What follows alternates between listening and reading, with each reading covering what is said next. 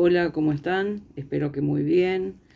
Estamos arrancando en estos días el segundo cuatrimestre de este año y en esta clase vamos a trabajar un concepto que a nuestro criterio es muy interesante para comprender la configuración de los sectores marginales del segundo anillo de la conurbación de la provincia de Buenos Aires, de los territorios en los que venimos desarrollando los procesos de práctica de formación, que recupera los desarrollos teóricos de un autor francés, Louis Baquin. Espero que hayan podido leer el material. Es un texto que ofrece muchas herramientas para comprender estos procesos de urbanización que a nosotros nos interesan y que son centrales en el proceso de formación de este nivel. La centralidad de estos saberes tiene que ver con que nos permite un análisis complejo, ¿sí?, para pensar estos territorios como una construcción social y como escenario de múltiples dinámicas. En las primeras clases identificamos los conceptos claves que proponemos para la comprensión de la intervención profesional. Esos conceptos claves tienen que ver con la cuestión de la vulnerabilidad, la exclusión, la marginalidad.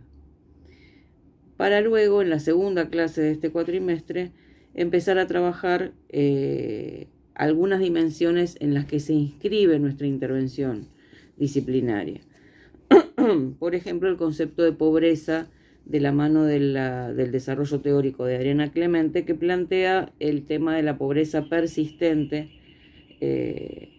como una categoría que nos permite analizar esa dimensión en los territorios en los que nosotros desarrollamos nuestra intervención y a partir también de identificar actores colectivos en esos territorios como efectores que dinamizan esos procesos territoriales. ¿Qué otro actor entendemos que es central para nosotros en la comprensión de estos fenómenos? ¿Qué otro actor? Decimos los sujetos, decimos los actores colectivos, los espacios multiactorales.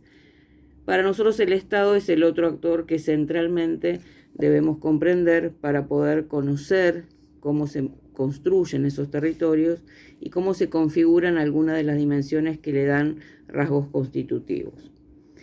El Estado para nosotros es un actor determinante, no solamente en términos del diseño de políticas asistencialistas, que a veces vienen solo a suplir aquellos recursos mínimos imprescindibles para la reproducción de la fuerza de trabajo, sino que comprendiendo a la cuestión social como el escenario de la intervención profesional, el Estado, a través de las políticas económicas y las definiciones ideológicas que sostiene, es quien permite que se adopten en el mediano y en el largo plazo otro tipo de estrategias que aborden esas situaciones de vulneración de derechos de las que estamos hablando. Por ejemplo, la cuestión de la pobreza en los territorios de relegación en donde estamos trabajando.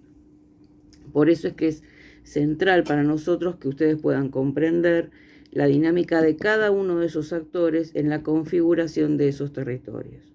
Los sujetos, las organizaciones colectivas, los espacios multiactorales y la intervención del Estado.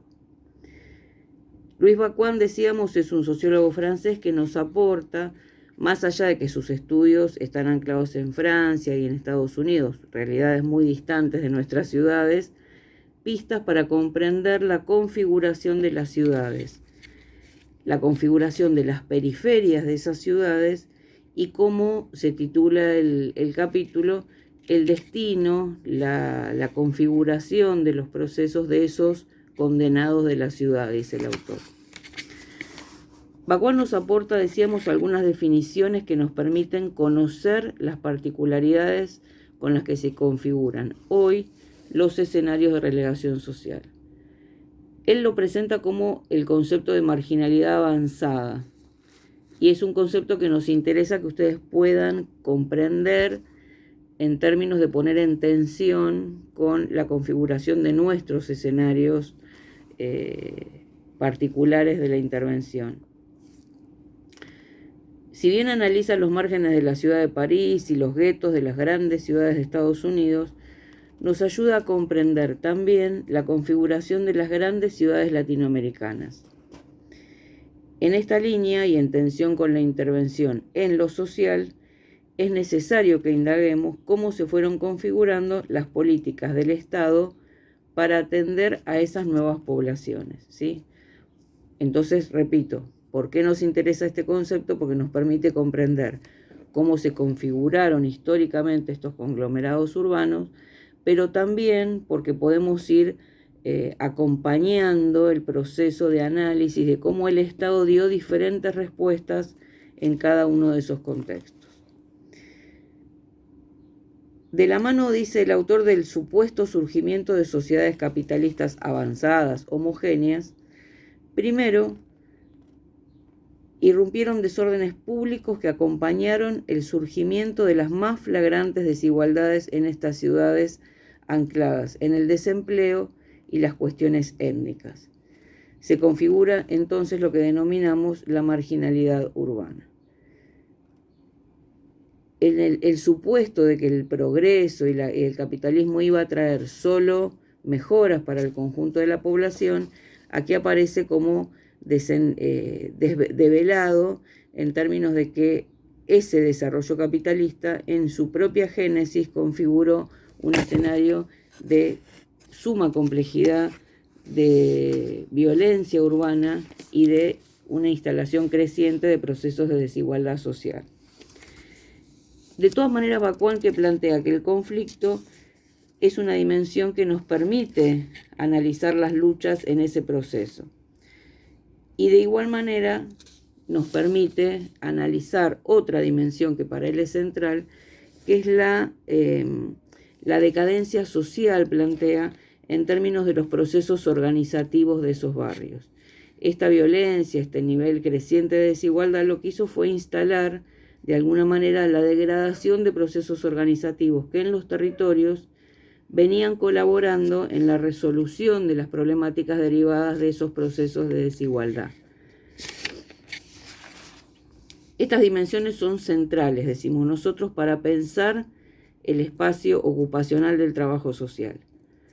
Es central, ¿por qué? Porque nosotros acompañamos, promovemos, participamos activamente justamente en esos procesos de fortalecimiento de las organizaciones del territorio en términos de que se configuren como un actor protagónico en la búsqueda de resoluciones para esas situaciones de desigualdad, de exclusión, de vulneración de derechos. Entonces, comprender cómo de la mano del modelo económico, la violencia en el territorio, la desigualdad, la exclusión, la vulnerabilidad y la organización de ese territorio van de la mano, es fundamental para ubicar el espacio ocupacional nuestro del trabajo social. ¿Qué nos propone el autor y qué entendemos nosotros que es central para este análisis? Identificar las articulaciones entre el Estado, el mercado y el espacio físico particular donde se desarrollan estos enclaves para comprender los procesos de empobrecimiento, de aislamiento y de fragmentación, ¿sí? Siempre proponemos un análisis relacional. Nunca es una sola dimensión la que define esos territorios, sino que lo importante es que podamos pensar que siempre son procesos complejos en los que más de una dimensión interviene en esa configuración. En este caso, repito, hablamos del Estado, el mercado, el espacio físico particular donde se desarrollan esos enclaves poblacionales y los procesos de configuración de esa población.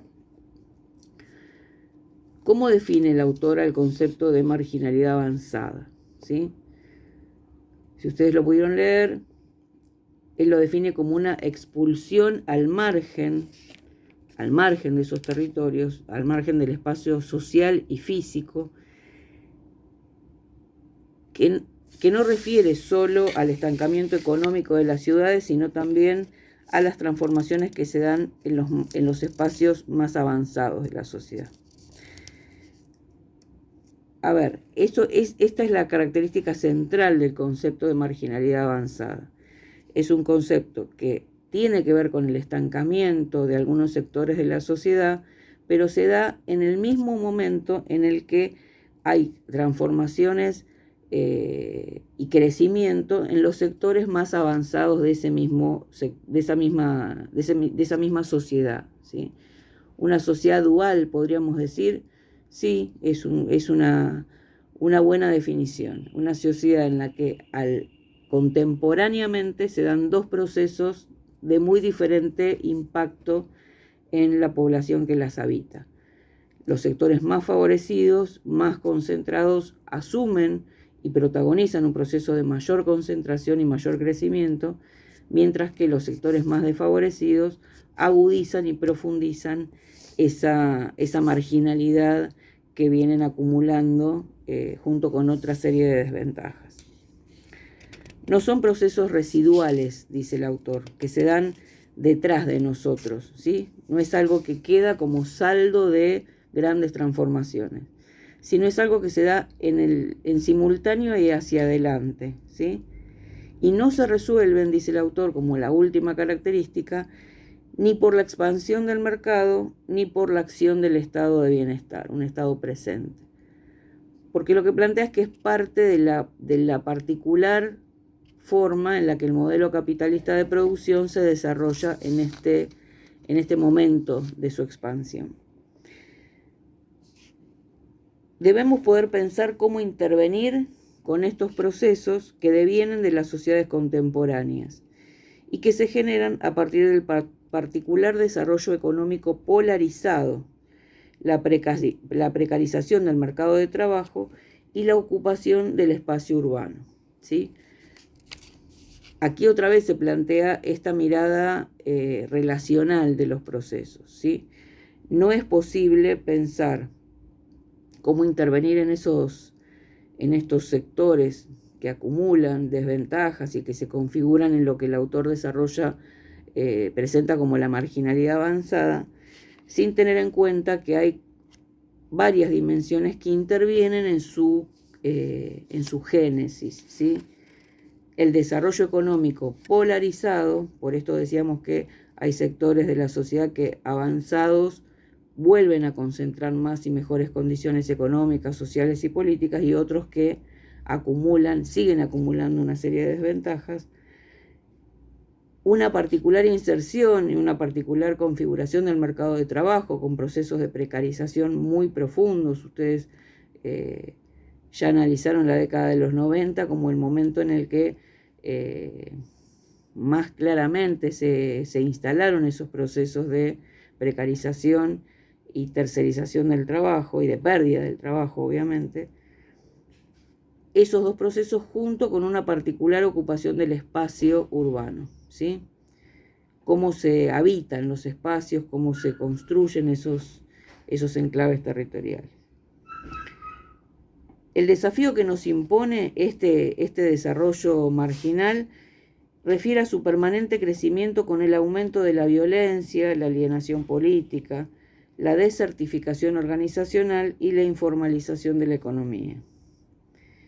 De igual manera, y vinculado a la clase anterior, podemos decir, en la línea de lo que nos propone el autor, que la segmentación, la fragmentación y dualización de la sociedad también se verifica en la concentración de la pobreza en espacios segregados, donde se esconde lo no deseado, lo punible de la sociedad, y donde de la misma manera podemos identificar diversas formas de intervención del Estado, o como contabilizador de pobres, o como garante de la protección social que no llega en esos casos por la vía del empleo, ¿sí? Ustedes se acuerdan que planteamos en clases anteriores y en el primer cuatrimestre que el primer vector de integración social es el empleo, ¿sí? Y donde no aparece la protección social por la vía de la inclusión en el mercado del empleo, es el Estado social, el que debe proveer esa protección. Y es importante, decimos, en este sentido, reconocer las transformaciones en estos procesos de configuración espacial. Pensándolo en un proceso histórico, pensándolo situadamente, Mientras que en el modelo de sustitución de importaciones se dio un crecimiento de los anillos de conurbación que más allá de la dimensión económica significó un crecimiento en términos organizativos de los sujetos que allí se asentaban y el surgimiento de organizaciones que otorgaron identidad y proyectos de mejoramiento de calidad de vida, ante la crisis de acumulación y de la sociedad salarial, esta mirada positiva de los enclaves, de estos enclaves territoriales, de marginales, decimos, ¿no? Barrios de relegación social, esta mirada positiva de esos espacios que tenía que ver con la organización, con la creación de espacios colectivos para la gestión de mejoras de esos actores, de esos sujetos, de esos ciudadanos, empieza a mutar y empieza a aparecer una calificación negativa, ¿sí? Lo que antes en el territorio y en lo comunitario y en los sectores más desprovistos en términos organizativos aparecía como un proceso positivo, cualificado positivamente por los otros, inclusive por la sociología, digamos, por las ciencias sociales, ahora empiezan a aparecer como espacios inseguros y violentos, ¿no? Donde aparece la violencia y la peligrosidad como un rasgo constitutivo. Entonces es necesario siempre, y esto es lo que a nosotros nos interesa y nos parece que este autor aporta claramente elementos para que lo podamos pensar juntos, conocer la génesis y la complejidad de los procesos de configuración de esos escenarios barriales, conocer las coordenadas macroeconómicas en las que se configuran y reconfiguran los territorios de relegación social, y de igual manera cómo se producen otras subjetividades en esos escenarios para poder identificar allí cómo aparece el Estado y cómo aparece el trabajo social, ¿sí? Para este conocimiento nos parecen muy interesantes los 6 rasgos distintivos que propone el autor. Los vamos a comentar brevemente para que ustedes después puedan volver sobre el texto y hacer este esfuerzo que les planteamos de no traspolar, pero sí incorporar como herramientas de una matriz teórica rica estos rasgos distintivos para analizar los escenarios donde nosotros desarrollamos nuestra intervención profesional actualmente. El primer rasgo distintivo que plantea es que el asalariado, la configuración del aglomerado de los trabajadores asalariados, lejos de ser primer vector de integración social, como decía Castel, empieza a aparecer como vector de inestabilidad y de inseguridad social. ¿Esto por qué sucede? Porque varía la configuración del mercado salarial, del mercado de trabajo, ¿no?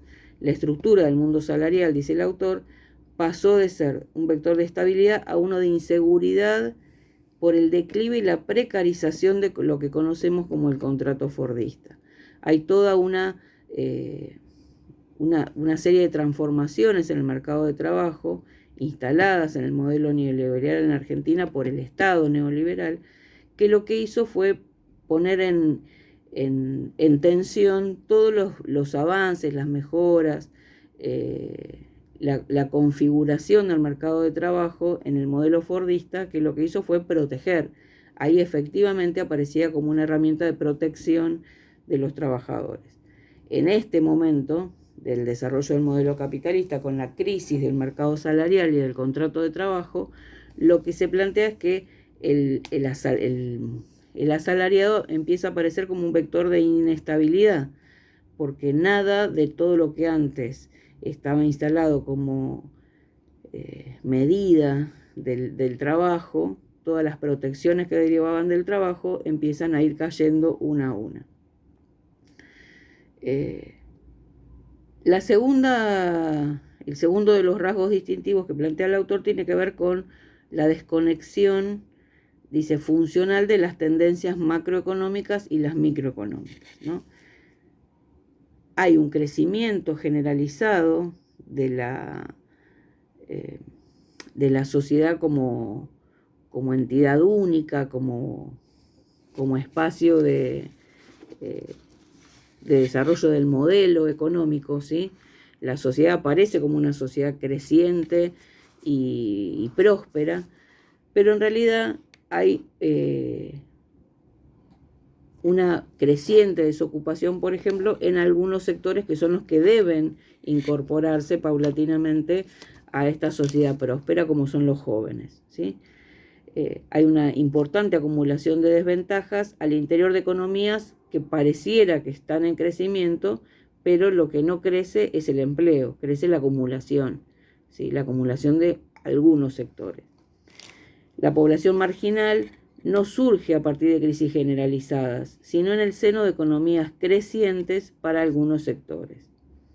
La expulsión sigue sucediendo en ese tipo de sociedades, ¿sí? El tercero de los rasgos distintivos tiene que ver con la fijación y estigmatización territorial, dice el autor. La marginalidad se sitúa y concentra en territorios aislados que son percibidos desde afuera de ese territorio como territorios peligrosos, como lugares de perdición. Esta asignación pareciera, además, que se puede transmitir en el grupo familiar y se va repitiendo de generación en generación.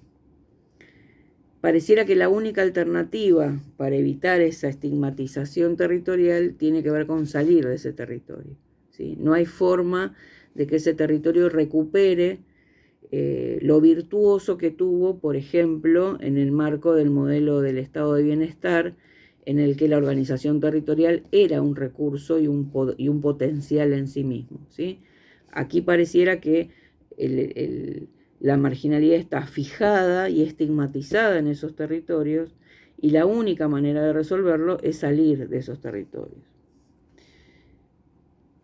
El autor también plantea que hay algo del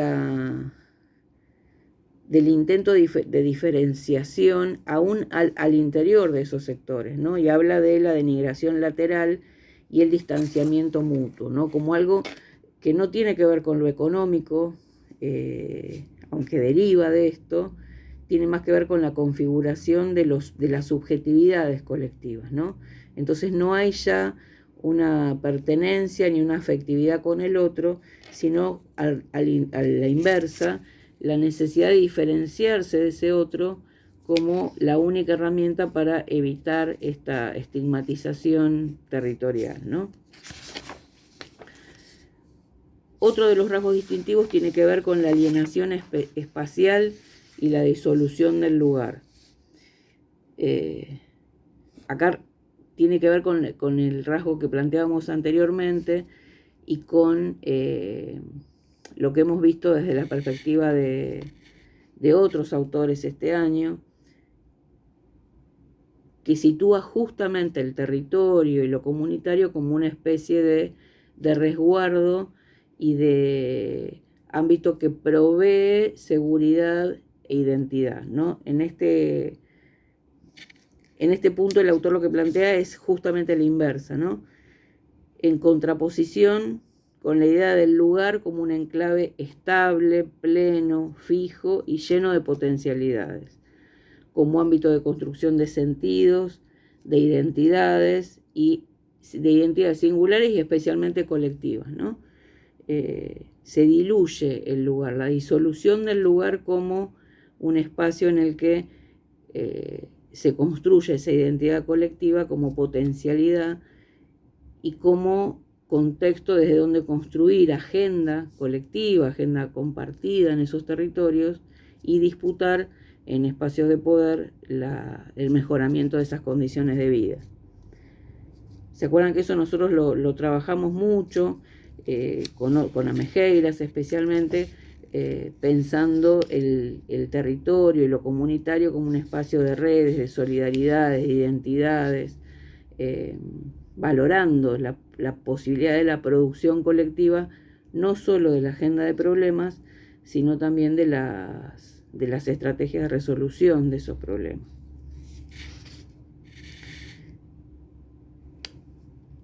El quinto rasgo distintivo que plantea el autor tiene que ver con la pérdida del país interno, ¿no? En general uno supone que el país, en términos de colectivo, aparece como el continente y aquel que cuida a sus ciudadanos, ¿no? En este esquema, los que habitan esta marginalidad avanzada carecen de estos soportes. No gozan de un apoyo colectivo, ni por parte de las protecciones sociales, ni por parte de otros ciudadanos. Para sobrevivir deben recurrir a estrategias individuales de aprovisionamiento, al trabajo precario y actividades que aparecen muchas veces reñidas con la ley, ¿no? Uno siempre supone que la patria, el país de uno, es el que vela por los intereses de los ciudadanos, ¿no? En esta configuración de la marginalidad avanzada pareciera que la idea del país y el Estado, ¿no?, como herramienta de protección desaparecen y estos sujetos quedan como librados a sus propias estrategias y a sus propias búsquedas. El último de los rasgos distintivos tiene que ver con la fragmentación social y el estallido simbólico. Este último rasgo tiene mucho que ver con la cuestión del empleo, ¿sí? A la descomposición de clase de la mano de la precarización del mercado de trabajo. Ustedes saben que el asalariado como conglomerado de sujetos ha permitido a lo largo de toda la historia y de todo el desarrollo del modelo capitalista de producción la construcción de un actor central en términos de disputa, de un modelo que garantice ciertos derechos, ¿sí? El acceso a ciertos derechos. En este momento que plantea el autor de crisis del modelo de producción y de la globalización y la concentración económica como rasgos centrales de época, lo que aparece es cierta, dice él, descomposición de la clase trabajadora como derivado de la precarización del mercado de trabajo. Y aparece la figura del precariado, no asalariado en términos de estar incluido en el mercado de trabajo, sino de precariado, como una suerte de un aglomerado de sujetos que pueden ser pueden existir sin llegar nunca a estar incorporados al mercado de trabajo. Ese sector es un sector que acompaña el proceso de precarización y de flexibilización del mercado de trabajo como una suerte de grupo flotante, ¿no?, como un colchón que permite que el mercado siempre tenga población de recambio, pero nunca la totalidad de esa población. La única manera de salir del precariado es conseguir trabajo, pero esa posibilidad es una posibilidad que está acotada para un sector bastante reducido de ese precariado que se va configurando a la luz de esa concentración por arriba y de esa precarización y vulnerabilidad creciente y por abajo, ¿no? Son como un proceso que queda ahí, un grupo social que queda en el medio como colchón y como garantía de reproducción del modelo de producción, ¿no? Está anclado en el desempleo ese sector, y la crisis de las organizaciones gremiales también acompañó la posibilidad de que ese sector se configure como tal, ¿sí? Ustedes saben, bueno, en el marco del modelo neoliberal en Argentina en particular, una de las estrategias centrales que se dieron los sectores más concentrados tuvo que ver con la desarticulación del sector de la columna de los trabajadores en el modelo societal, pero especialmente la crisis de los sindicatos, ¿no? Una política claramente dirigida a la fragmentación de los trabajadores y al descrédito de la actividad gremial como una actividad que venía a organizar la agenda de los trabajadores y a disputar espacio con los los sectores más concentrados. A partir de estos rasgos distintivos podemos recuperar, pensamos, los desafíos que nos plantea el texto para las ciencias sociales y en particular decimos que para el trabajo social es muy interesante revisar los modos de análisis y de la intervención pública en relación a las desigualdades urbanas, a partir de los cambios en las relaciones salariales y cómo esto reorganiza las estrategias de vida, ¿sí? El trabajo social interviene específicamente y especialmente en situaciones en las que el desempleo desorganiza y reorganiza las estrategias de vida de los grupos familiares, y ahí es muy importante poder conocer cuáles son esos procesos y cómo se dieron situadamente, ¿sí? En cada momento histórico, a la luz de qué modelo de intervención estatal y de qué modelo macroeconómico, para poder tener intervenciones situadas y que se organicen desde una perspectiva de la complejidad siempre. La otra cuestión que para el trabajo social nos parece que es central es poder analizar cómo se articula una identidad colectiva en estos escenarios, qué lenguajes se construyen, para nombrar esas cosas que suceden y para asignar sentido a esas situaciones, ¿sí?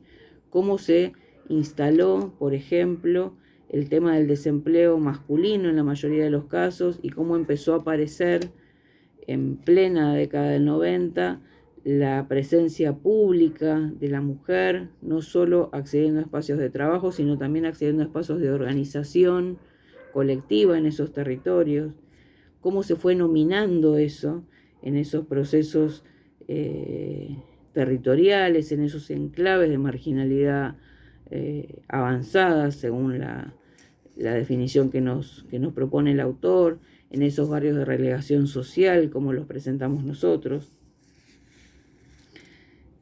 Y sobre todo, y en esto nos parece central la propuesta del autor, a partir de estos procesos, poder construir respuestas novedosas, ¿no? Son los mismos problemas derivados de un modelo de producción que repite el sentido de la acumulación, pero que genera estrategias diferentes, y es necesario que nosotros también podamos generar, a la luz de esa diferenciación, estrategias novedosas, ¿no? También es importante que podamos pensar en un diagnóstico preciso, ¿sí? De cuáles son esas manifestaciones, esos problemas diferentes que se acumulan en esos territorios de relegación social. No es todo lo mismo, y es necesario poder precisar que además de los problemas económicos y sociales, hay problemas culturales, hay problemas espaciales, hay problemas políticos, que tienen que ser identificados y para los cuales tenemos que poder diseñar también estrategias de intervención. Y por último, el autor propone otra cuestión que también nos parece central para el trabajo social y que tiene que ver con identificar cuáles son las instituciones de mediación, cuáles son las instituciones del Estado, un Estado social, un Estado de protección, que aparecen como ausentes en términos de poder contribuir a resolidarizar la ciudad, dice Bakuan, ¿no? Cómo poder pensar que más allá del mercado y del Estado hay otras organizaciones que pueden contribuir a construir agenda y a construir estrategias de resolución de esos problemas. Ustedes se acuerdan, porque nosotros trabajamos hace poco, el concepto de intervención en la complejidad, el concepto de sujeto inesperado, ¿sí? A nuestro criterio, algo de esto tiene que ver con poder conocer esos procesos, conocer complejamente, conocer a través de todas las dimensiones que los componen, los procesos en los que se configuran estos territorios de relegación social, estas poblaciones con cierta acumulación de desventajas, donde se instala la pobreza persistente, decíamos de la mano de Adriana Clemente, para poder pensar qué dispositivos de atención, qué dispositivos de asistencia, qué dispositivos de intervención para el trabajo social, para las ciencias sociales, en las dimensiones de salud, educación, justicia, es necesario que recreemos para poder estar a la altura de las circunstancias y acompañar procesos de mejoramiento de la calidad de vida de esa población, ¿sí? Las políticas públicas aparecen como la herramienta, ¿no? ¿Cómo suponemos que el Estado interviene en esos espacios? A través de la política pública. Y el autor propone pensar, y compartimos nosotros en ese punto, pensar políticas que no estén solo vinculadas al mercado de trabajo, aunque consideramos que es el primer y el principal vector de integración social, ¿sí? El problema del desempleo es el problema. Las estrategias que nos permitan movernos del problema estructural de desempleo son aquellas que nos van a permitir avanzar en otro tipo de resoluciones. Pero que lo que él propone y que de alguna manera derivó en nuestro país en una herramienta estratégica es la cuestión del ingreso mínimo, ¿sí? La cuestión de garantizar un piso de ingresos monetarios que le permita a los grupos familiares que están en peores condiciones en relación a la inclusión y al acceso al mercado de trabajo, tener una posibilidad concreta de acceder a un mínimo de ingresos para resolver los problemas de subsistencia iniciales, ¿sí?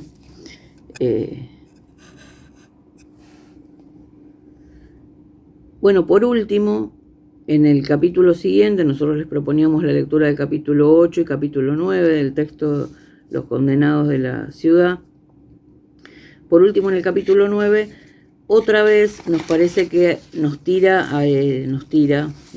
propone, nos aporta el autor algunas conceptualizaciones que nos vuelven a ayudar a tener esta mirada relacional de cómo se configuran, para pensar cómo se configuran esos espacios, ¿sí? No es solo la dimensión territorial, no es solo la dimensión espacial, no es solo la dimensión poblacional, la cuestión de la migración, está teñido este proceso de muchos otros rasgos que es importante que nosotros podamos considerar, sobre todo pensando en un análisis situado, ¿sí? Si hoy nosotros tenemos que comprender, porque nuestra intervención está vinculada a un espacio territorial complejo, cómo se configura, por ejemplo, un nuevo asentamiento, el crecimiento de la ciudad por algún sector en particular, en algún eje en particular, en la zona rural, en la zona más urbana. Es importante que podamos pensar todas estas lógicas en las cuales el autor nos propone que pensemos la irrupción de la marginalidad avanzada, ¿sí? Haciendo un esfuerzo analítico, por supuesto, desanclado de la mirada particular con la que lo construyó el autor. Volvemos a repetir, el autor lo construyó analizando las ciudades francesas y los guetos de Estados Unidos, pero de todas maneras estas dimensiones que él menciona operan permanentemente en la configuración de los espacios de relegación urbana, como decimos nosotros. Y él nos propone pensar una dinámica macrosocial para la configuración de esos espacios, que tiene que ver con cómo procesos de crecimiento macroeconómicos no impactan en términos de la disminución de la pobreza, sino muchas veces al revés. En procesos de mucha concentración también aumenta de manera muy importante el proceso de empobrecimiento y la configuración de los núcleos duros de la pobreza.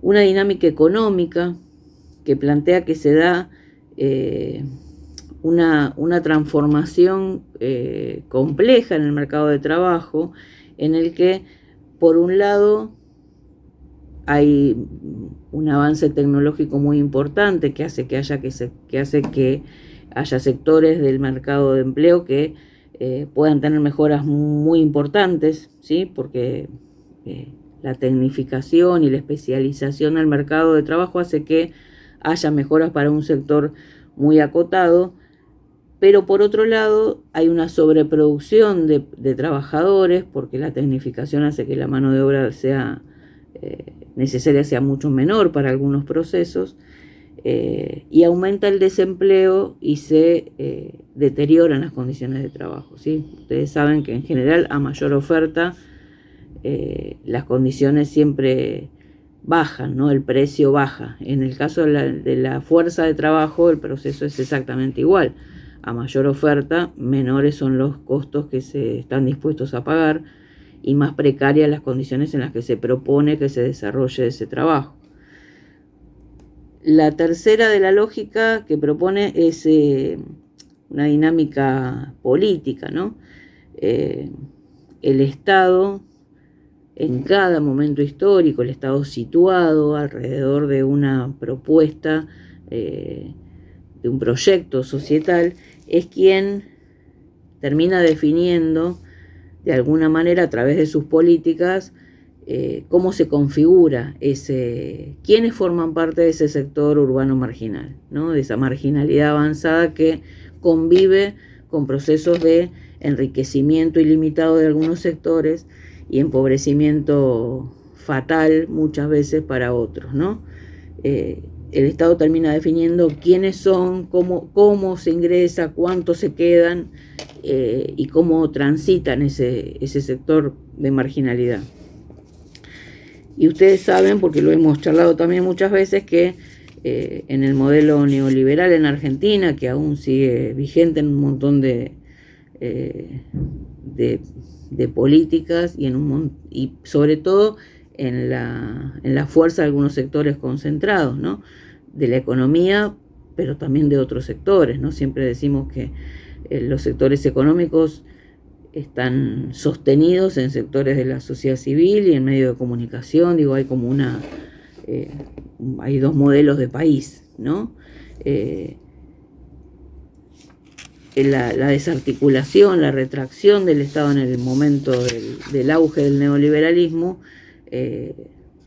contribuyó al deterioro material de muchos sectores que ya venían acumulando una serie de desventajas a partir del corrimiento de lugares donde el Estado es el que debe configurarse como el garante de la vida y de los derechos de muchos ciudadanos. Y por último, propone pensar una dinámica espacial también como la determinante de la configuración de estos sectores, ¿no? La marginalidad, dice, se aglomera y se concentra en sectores del espacio urbano. Y plantea que al costo, al terrible costo que implica en la subjetividad, la pobreza, ¿no? Identificarse y verse construido por la mirada del otro como el pobre, como el carente, se le agrega el estigma de esta ubicación territorial, ¿no? Como pertenecer a ese barrio, formar parte de ese barrio, habitar ese barrio, contribuye a la construcción de una subjetividad muy, muy dolorosa, ¿no? Muy dolorosa y muy aislada y carente de los soportes que cualquier sujeto necesita para poder configurarse en ciudadano y ser partícipe de un proyecto común, ¿no? Y pensaba cuando releía este texto, qué interesante poder pensar en este proceso, ¿no? De construcción de subjetividad, del estigma, de la subjetividad singular, pero también la subjetividad colectiva. Lo interesante del concepto de interseccionalidad que nosotros ya trabajamos de la mano de la idea de sujeto y de género, para poder identificar estas múltiples determinaciones, ¿no? Porque no solo se trata del que vive en ese barrio, del que está desocupado y que por eso es pobre, sino que en nuestro caso particular, en esos enclaves también podemos identificar otras dimensiones que configuran esa mirada estigmatizada del otro, ¿no? Muchas veces son inmigrantes de países limítrofes, muchas veces son mujeres solas a cargo de pibes, muchas veces son abuelos que se han hecho cargo de nietos, y cómo ahí la mirada interseccional de esos sujetos y de esos procesos por los cuales se produce ese anclaje en esa marginalidad avanzada, diría Bakuan, en esos territorios de relegación social, decimos nosotros, requiere de una mirada sumamente compleja para la dimensión diagnóstica, pero sobre todo para la elaboración de estrategias de intervención, donde decimos, como dijimos en su momento, el sujeto es un sujeto que debe ser protagónico, que debe transitar centralmente la configuración de esas estrategias de resolución, y donde hay mucho de saberes producidos en esos territorios que deben ser recuperados, ¿no? Para terminar el capítulo, el autor nos propone qué debería ser el Estado, ¿no? Y la verdad que son opciones más que interesantes y que nos permiten situar el análisis de qué hace hoy el Estado, sobre todo en un proceso tan complejo como el que estamos transitando, de una pandemia que puso sobre la mesa la necesidad de que exista el Ministerio de Salud, exista la política sanitaria y exista una priorización de cuáles son los sentidos de la intervención estatal en un contexto tan complejo como este, ¿no? El autor nos propone, como revisando situadamente las intervenciones históricas del Estado, por un lado volver al estado de bienestar y tener prácticas que promuevan planes y programas que asistencialmente resuelvan esa diferencia en términos de activos, ¿no?, de la población. Todo aquello que no provee al mercado de trabajo, el estado de bienestar lo suplió por la vía de la protección social. Frente a la respuesta que el modelo neoliberal instaló en Argentina, que tuvo que ver con la criminalización de la pobreza y la segregación, una segunda segregación a esa población, más allá de la que producto de su propia configuración habían transitado, ¿no? Entonces el Estado en ese modelo opuesto al estado de bienestar, lo que hacía era replicar esos enclaves, segregar, separar lo diferente, y para eso diferente construir una tabla de ingresos, ¿no? Entonces el Estado definía quiénes podían quiénes podían demandar la inclusión en un programa social, por cuánto tiempo, con qué condiciones. Entonces la idea era ver quién era el más pobre de todos. Y por último nos propone una reconstrucción activa del Estado, dice, en tensión con las nuevas condiciones socioeconómicas, las transformaciones de las familias, las nuevas formas de organización y participación, ¿no? A nosotros nos parece que históricamente la apuesta del trabajo social tuvo que ver con esta opción de la construcción colectiva de un Estado que fuera garante de los derechos de los ciudadanos, que fuera promotor de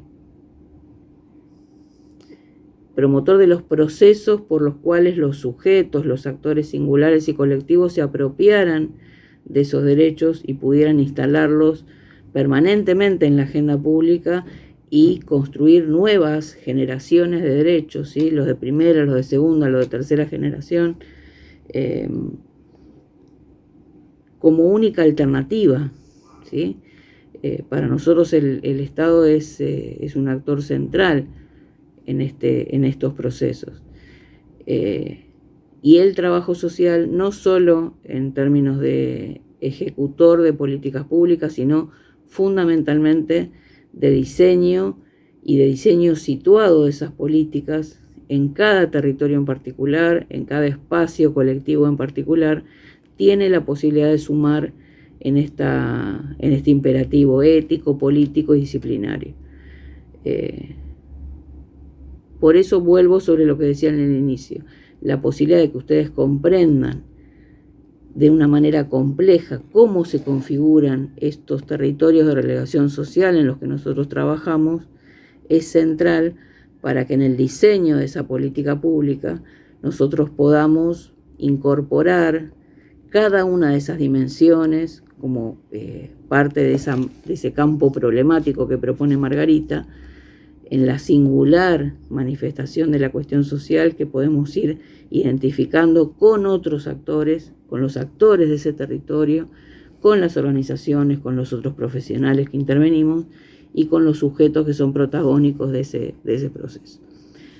Por eso les proponemos que vuelvan otra vez también a leer los textos de Margarita, en términos de la cuestión más metodológica, ¿sí? ¿Qué significa el diseño de políticas públicas? ¿Cómo se construye la política pública? ¿Cuáles son las dimensiones que debemos tener en cuenta? Y hacer lugar centralmente a los saberes y a la forma de pensar, de nominar esos procesos desde la perspectiva de los propios sujetos de la intervención, ¿sí? Bueno, espero que podamos construir muchas preguntas alrededor de esto, porque a partir de la pregunta es que uno aprende, ¿sí? Sin pregunta no hay búsqueda posible. Así que bienvenidas todas las preguntas que tengamos. Un beso grande.